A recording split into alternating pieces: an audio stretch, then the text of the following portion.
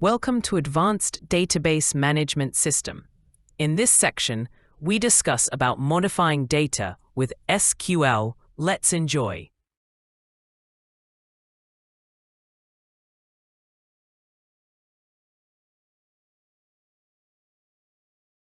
Modifying data with SQL involves using the data manipulation language DML commands to insert, update, or delete records in a database table.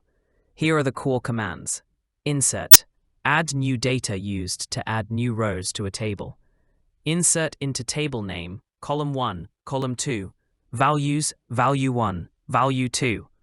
Insert into employees, first name, last name, department, values, Alice, Smith, HR.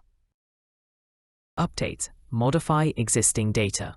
Used to change existing records in a table. Update table name, set column 1 equals value 1, column 2 equals value 2, etc. Where condition. Update employees, set department equals finance, where employee ID equals 102.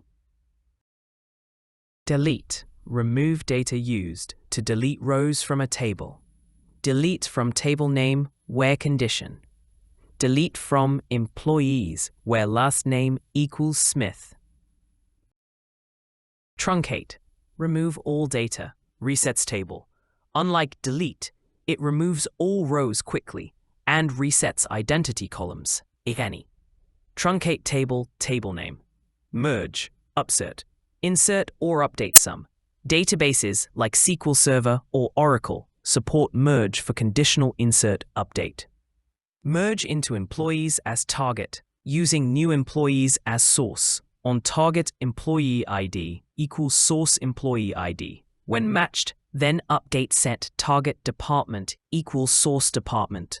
When not matched, then insert employee ID, first name, last name, department, values, source employee ID, source first name, source last name, source department.